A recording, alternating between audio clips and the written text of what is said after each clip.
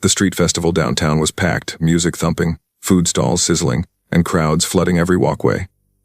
People laughed, danced, took selfies, and enjoyed the warm afternoon breeze.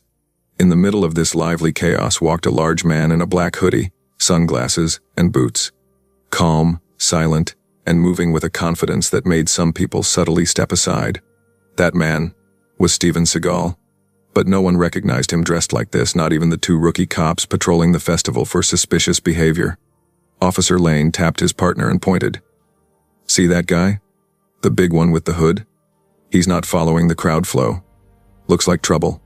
Officer Briggs nodded. "Yeah, and look how he's scanning everything. Probably casing the place."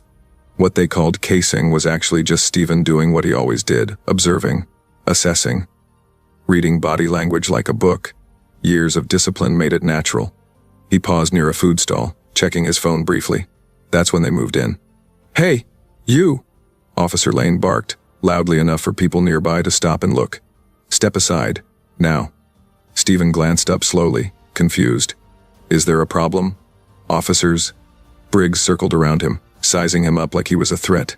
"Yeah, there's a problem. You're ignoring our directions and walking wherever you want. Festival has flow zones." Steven kept his hands visible, calm, measured. "I wasn't aware. I can follow whatever path you need." But Lane scoffed.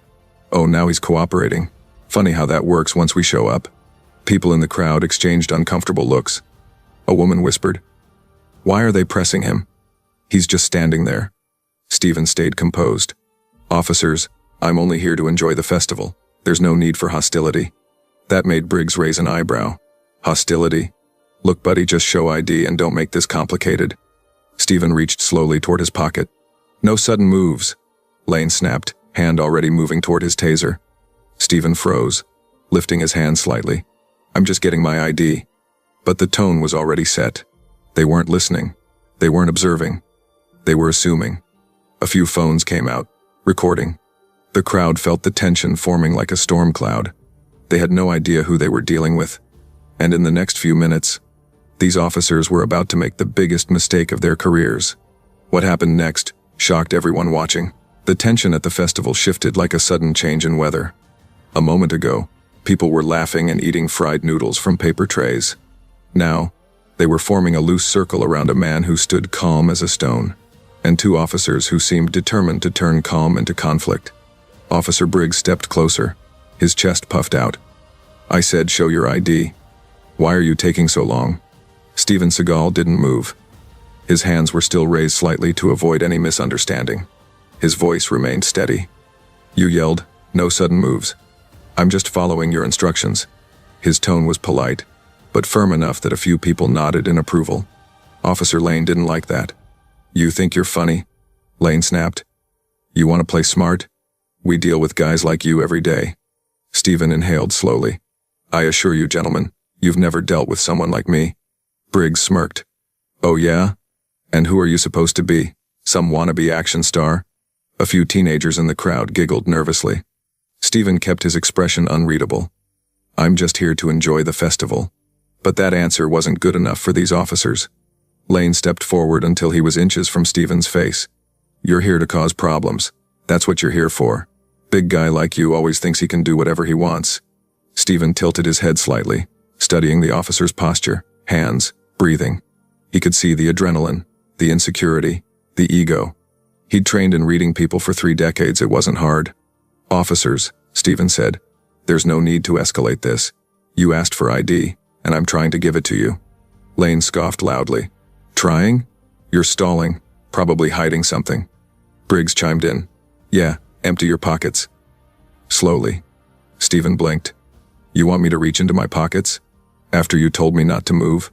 The hypocrisy was so obvious that even some bystanders shook their heads.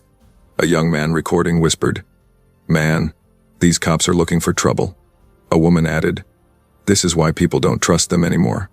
The officers heard the murmurs and their frustration only grew. Briggs barked, "Stop talking back and do what we say." Steven kept his hands raised, voice calm. "I'm cooperating, but I won't be reckless." Lane's jaw tightened. "Is that a threat?" Steven sighed softly. "No. It's common sense." But that was enough to push the officers over the edge. Lane grabbed Stephen's arm roughly while Briggs moved behind him. Stephen didn't resist. He didn't fight. He didn't even tense up. But everyone watching could see where this was heading. A man from the crowd called out, "Hey officers, he's not resisting. Chill out." Lane whipped his head around. "You want to get involved? Back off." People pulled out more phones. Record buttons flashed everywhere. Dozens of eyes witnessed the confrontation turn into intimidation. Briggs pressed, "Put your hands behind your back." Stephen answered, "If I move too quickly, you'll say I reached for something." Lane's voice rose. "Stop talking and just do it." And still, Stephen did not lose his calm. He simply said, "I want to avoid misunderstandings. That's all." But misunderstandings were exactly what the officers were creating. Around them, the crowd buzzed with energy, a mix of anger, confusion, and uncomfortable curiosity. It was no longer just a police check. It was a spectacle. A teenager filming whispered, "Bro, these cops have no clue who they're messing with." But most people didn't know either. Not yet. Stephen slowly lowered one hand. Lane flinched back, shouting, "Hey, watch it." The sudden reaction made the crowd gasp. Stephen froze again. "May I reach for my ID now?" Lane didn't answer. He just glared, hand resting closer to his taser. Briggs circled again. "I don't like the way you're acting. You're nervous." Stephen replied, "I'm controlled. You're nervous." That one sentence made Lane snap. "Turn around, hands behind your back," he yelled. Stephen exhaled slowly, lowering his hands. Very well.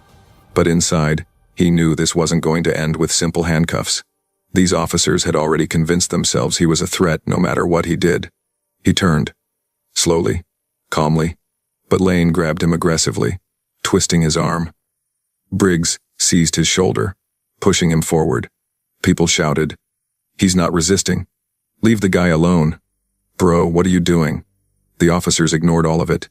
Stephen's sunglasses slipped slightly as he bent forward from the shove. For a moment, his eyes were visible, sharp, controlled, trained. Briggs reached for Stephen's neck. The crowd gasped again.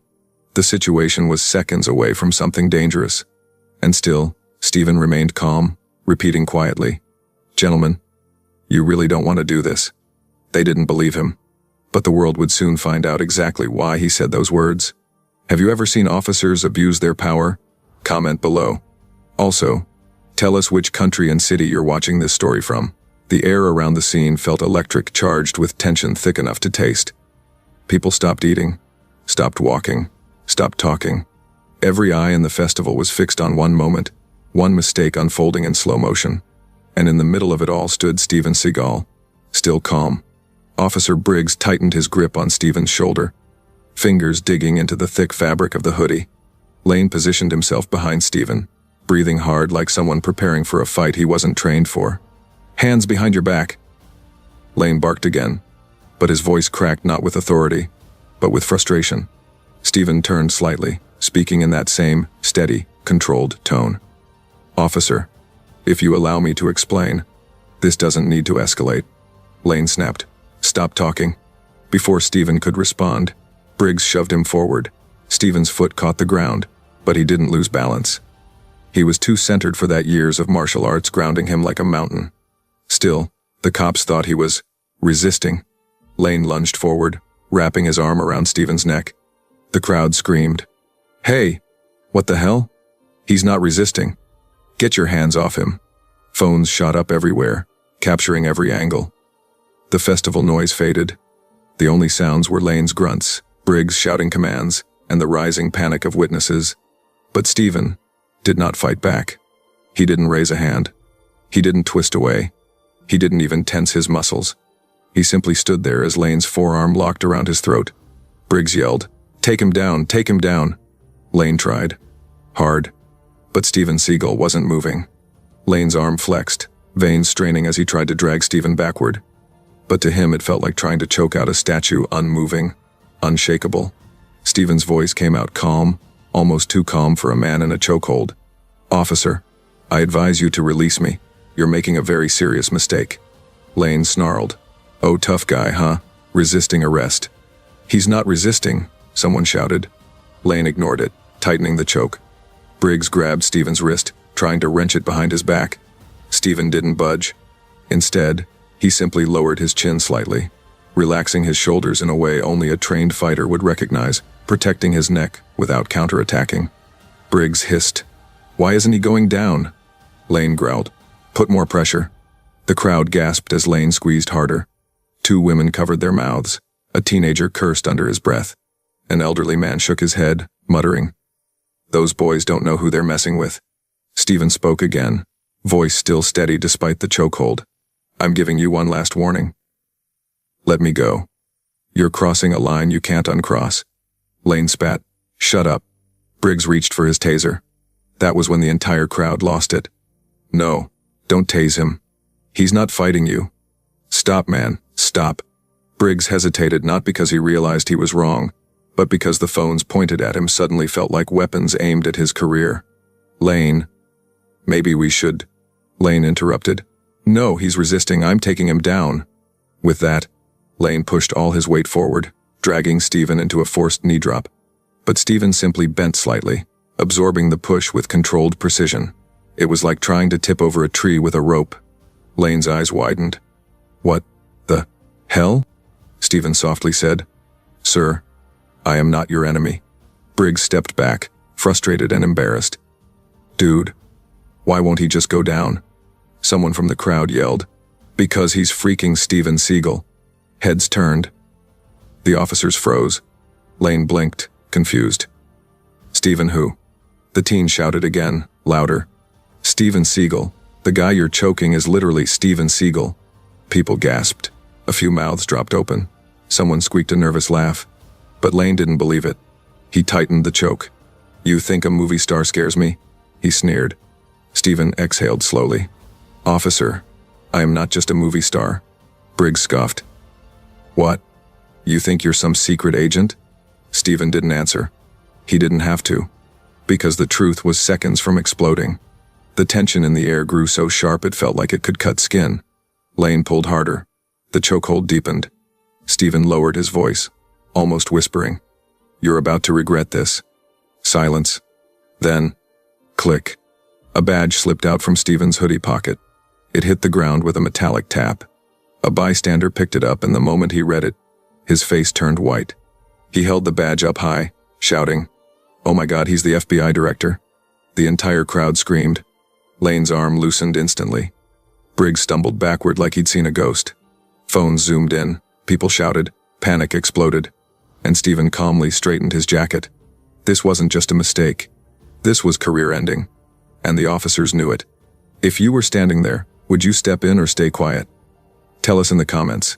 For a moment, the world stopped. Every sound, the music, the chatter, even the wind seemed to freeze as the reality of what just happened settled over the festival crowd. The bystander holding the badge trembled, his voice shaking as he repeated, He's the FBI director." Lane's arm snapped open like it had been burned. He stumbled backward so fast he nearly fell. Briggs froze mid-movement, mouth hanging open, eyes bulging. Steven Seagal calmly reached out and took the badge back. He didn't raise his voice. He didn't make a scene. That almost made it worse, because silence from a man holding that badge was far more terrifying than yelling. The officers looked like their souls had left their bodies. Lane whispered, "Director? Director of the FBI? No, that's not. This can't be." Briggs staggered forward, his voice breaking. "Sir, this is a misunderstanding." Stephen slipped the badge into his hoodie pocket with slow, deliberate precision. His hands were steady, controlled. The kind of steady that comes from someone who's faced war zones, not two overeager cops at a food festival. "I gave you several chances to de-escalate," Stephen said softly. The softness made Lane's legs wobble. Briggs raised his hands. "Sir, we didn't know. You should have, you could have." Stephen's eyes sharpened. It was the first true display of authority since the entire ordeal began. "I informed you that you were making a serious mistake, Officer Briggs. You ignored every warning." Lane swallowed hard, his face pale. I thought you were resisting. You wouldn't let me take you down." A man from the crowd yelled. He wasn't resisting at all. Others joined in. "You guys assaulted him. You choked the freaking FBI director. He told you to stop. You're finished, bro." Lane's breathing turned fast and shallow. He looked around like a trapped animal. His hand hovered near his radio, as if calling for backup would somehow fix what he'd done. Stephen shook his head once. Do not call anyone. Lane froze instantly. Stephen stepped closer, not aggressive, not threatening, just close enough that both officers could see the controlled fury behind his calm expression. Do you understand what you've just done? He asked quietly. Briggs stammered. We thought you were grabbing those kids. You assumed, Stephen interrupted. Without assessing, without asking questions, without identifying yourselves properly. Lane's voice cracked. We did identify.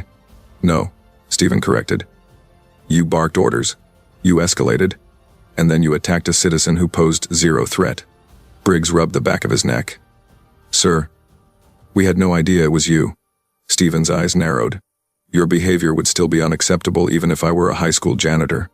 The crowd erupted into applause and whistles. Lane looked like he wanted to evaporate on the spot. Sweat dripped from his forehead. His mouth kept opening and closing with no sound coming out. Stephen continued. You didn't use training. You used adrenaline. Briggs whispered. Sir, please, we're begging you. Don't let this ruin our careers. We were just trying to protect. Stephen stepped right in front of them. Suddenly, the weight of who he was, what he represented, hit them harder than any punch could. Your careers, Stephen said quietly, are the least of my concerns. Lane's breath hitched. You endangered civilians with your impulsiveness. You assaulted a federal director, and you're lucky you didn't injure those children you were supposedly protecting. A woman from the crowd yelled, Fire them! Someone else shouted, Arrest them for assault. Lane shook his head violently, stepping backward. Sir, please, we're sorry. We're so sorry. Stephen leaned in slightly. Are you apologizing because you understand what you did wrong? Or because you got caught? Lane's face crumpled. He had no answer. Briggs tried.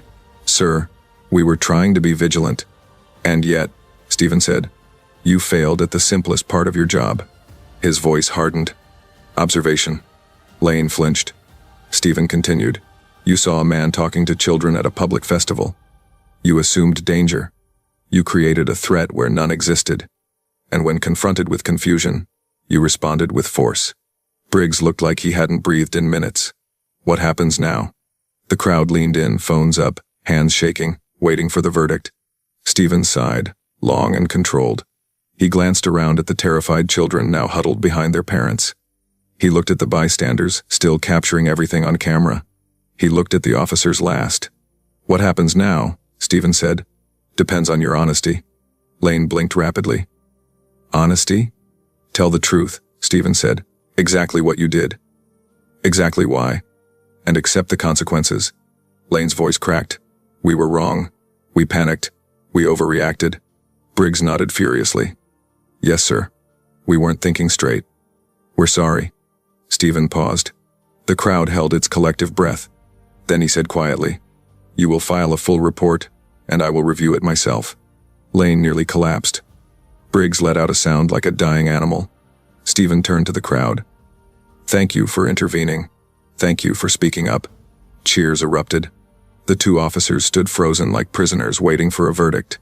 Stephen looked back at them. This isn't over, he said. But you have a chance to redeem yourselves. If you take responsibility. He began walking away. The crowd parted like he was royalty.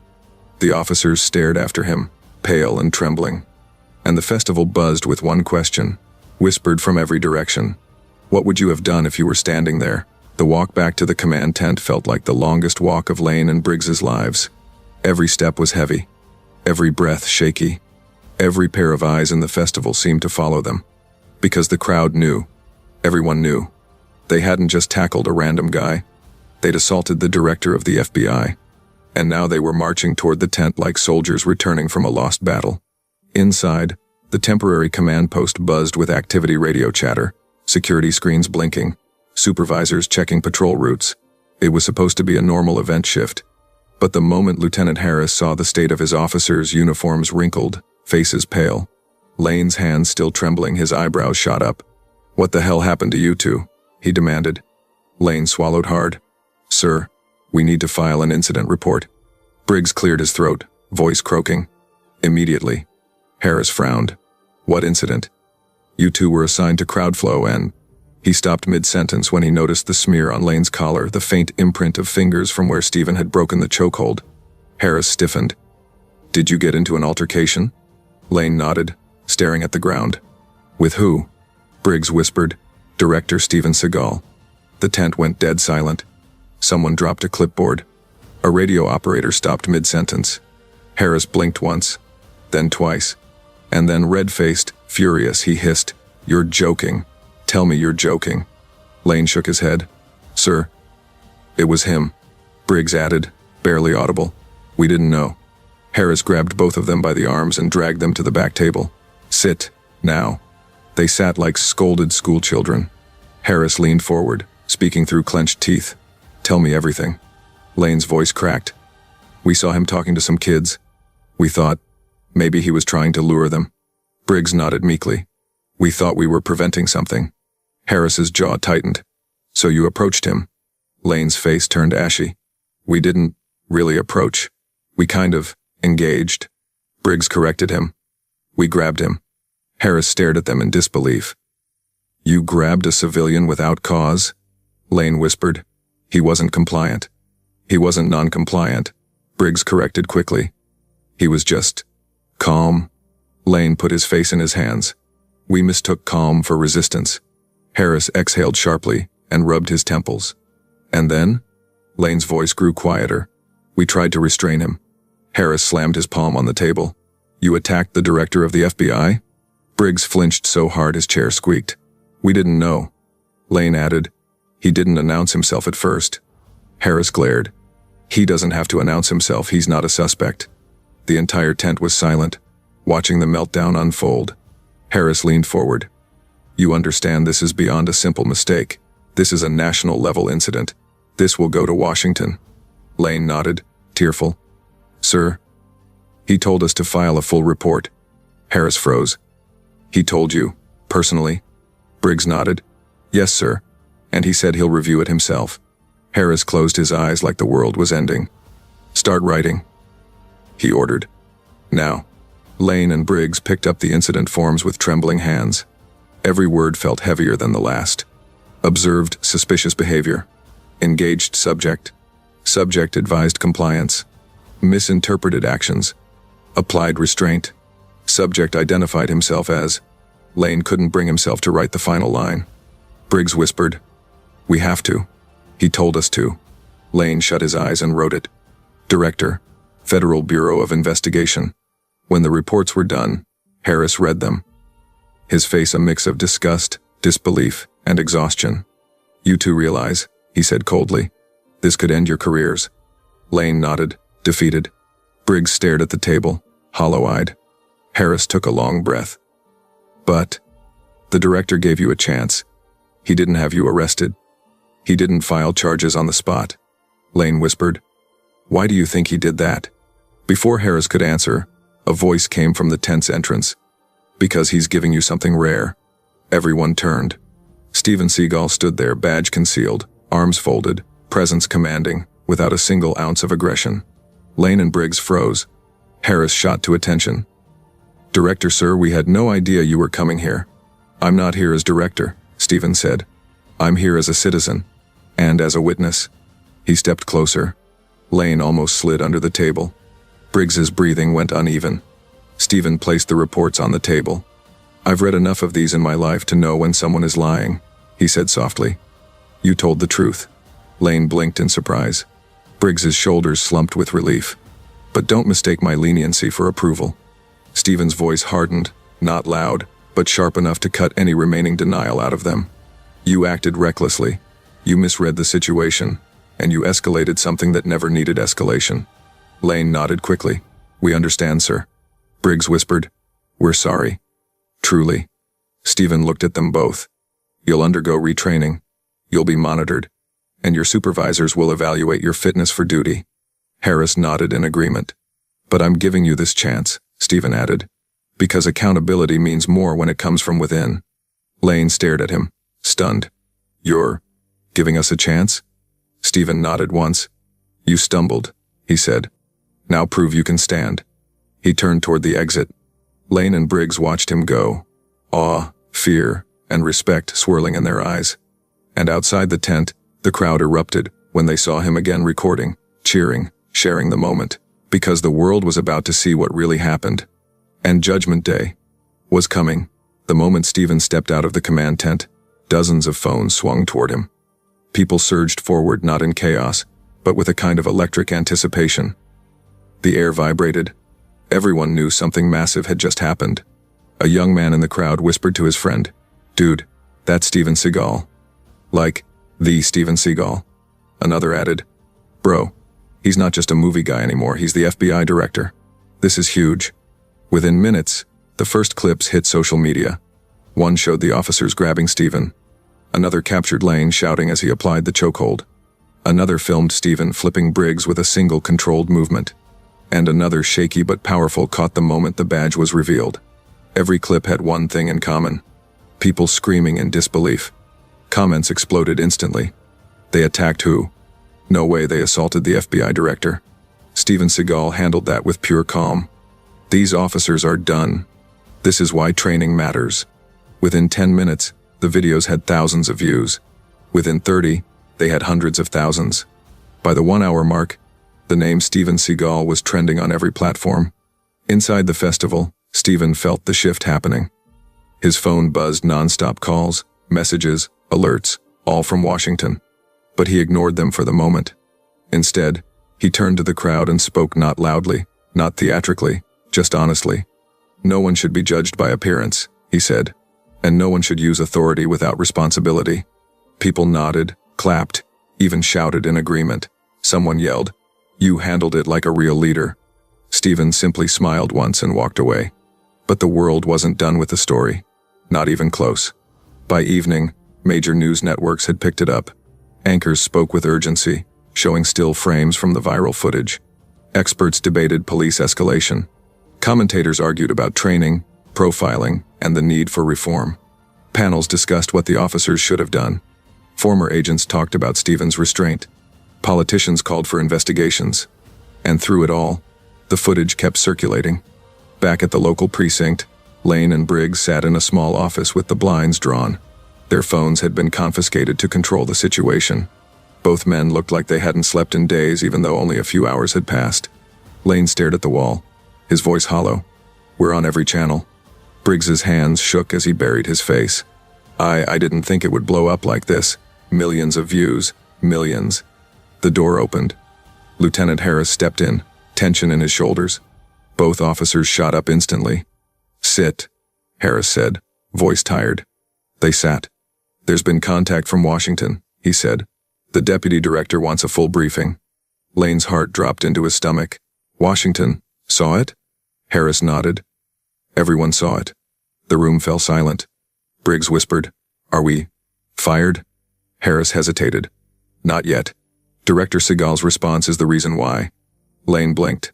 "He's not pushing for dismissal?" "No," Harris said. "In fact, he told the higher-ups that he believes in reform, not destruction. He emphasized that you admitted your mistakes." Briggs nearly broke down right there. "He defended us?" "Don't misunderstand," Harris corrected. "He's not excusing what you did. He's holding you accountable. But he's also giving you a chance to learn, instead of wiping your careers clean off the map." Lane wiped his eyes. "Why? After everything?" Harris took a deep breath. "Because leadership isn't about vengeance. And he's a leader." Meanwhile, across town, Steven finally answered one of the calls from Washington. He stood in a quiet room, the festival noise far behind him. Director Seagal, a senior official, began. "We've seen the footage. The Bureau is ready to issue a statement condemning the officers." "Not yet," Steven replied calmly. There was a pause. "Sir, with respect, the public outrage is immense." "I know," Steven said. "Which is why this moment matters. We don't solve anger with more anger." The official sounded puzzled. "Then what do you suggest?" Steven looked out the window at the fading sunlight. "Transparency," he said. "Retraining, accountability, and a message that authority exists to protect, not to intimidate." Another pause, this time thoughtful. "So you're taking a restorative approach?" "I'm taking a human approach." The call ended on that note. By the time Steven returned home that night, millions of people had seen the clips. Hashtags were everywhere. Think pieces were being drafted. His inbox was overflowing. But Stephen wasn't thinking about the fame or the noise. He was thinking about the moment Lane apologized, about the fear in Briggs's eyes when he realized the truth, about the responsibility of power, both theirs and his own. This incident, massive as it was, wasn't about humiliation. It was about change, and the world was already watching for what came next. By the next morning, the entire country felt different. Every major news outlet led with the same headline: FBI Director Steven Seagal, assaulted by local officers, responds with unmatched calm. Clips of the incident had crossed 40 million views overnight. Commentators praised Steven's restraint, parents thanked him for protecting the children, and civil rights groups called the moment a turning point. But the biggest shock came when the FBI released its official statement, written and approved personally by Steven. It didn't attack the officers. It didn't demand their firing. It didn't feed public outrage. Instead, it read, "Accountability is not punishment. It is an opportunity to rebuild trust and strengthen integrity. We must learn, not destroy." That single sentence went viral almost as fast as the original videos. Talk shows replayed it. Teachers printed it. Officers around the nation discussed it in morning briefings. Steven hadn't just addressed the incident, he had reframed the entire conversation. Later that afternoon, the two officers, Lane and Briggs, were summoned to the precinct's main conference room. Wordlessly, nervously, they entered. Inside stood Steven. No cameras, no reporters, no audience. Just the three of them. Lane swallowed hard, unable to speak. Briggs stood stiff as a statue, eyes fixed on the floor. Steven studied them for a moment. "You've both had a long night," he said quietly. Lane nodded shakily. "Sir, we know we messed up." Briggs's voice cracked. "We don't expect forgiveness." Steven took a slow breath. "You don't need my forgiveness. You need to forgive yourselves enough to change." They both looked up, stunned. "You panicked," Steven said. "You misjudged. You escalated. But you also admitted everything. You didn't lie. You didn't cover your tracks. That matters." Lane blinked back tears. "I swear, sir, I will never react like that again." Briggs nodded. "Neither will I." Steven held their gaze. "Good. Because starting tomorrow, you're both entering a mandatory 8-week training program: de-escalation, observation, communication, and controlled response. And you'll be supervised for the next year." They nodded quickly, accepting it without hesitation. "You owe your community a better version of yourselves," Steven said. "So earn it." Lane wiped his face. "Thank you for not ending our careers." Steven's voice softened. "I don't want to destroy officers. I want to build better ones." For a moment, the room was silent. Then Lane whispered, "Sir, why did you treat us with respect after what we did?" Steven answered with a calmness that seemed to settle the air around them. "Because respect isn't a reward. It's a standard." Neither man forgot that sentence for the rest of their lives. When Steven left the station that day, a small crowd waited outside: citizens, families, and even officers from other units. They applauded, not out of fan worship, but out of genuine admiration. One man called out, "Director, thank you for showing the country how justice should look." A woman added, "My son saw your video. He said he wants to be like you, calm and brave." Steven gave them a gentle wave and moved toward the waiting car. But before getting in, he turned and addressed the crowd. "Judgment without understanding leads to fear," he said. "But understanding leads to respect. And respect leads to peace." Phones captured it instantly, and within hours that clip became the most shared video of the day. By evening, talk shows praised his leadership. Youth groups held discussions. Police departments across the nation held emergency meetings to review training protocols. The incident had started as a mistake, an ugly one. But Steven's response transformed it into a national lesson.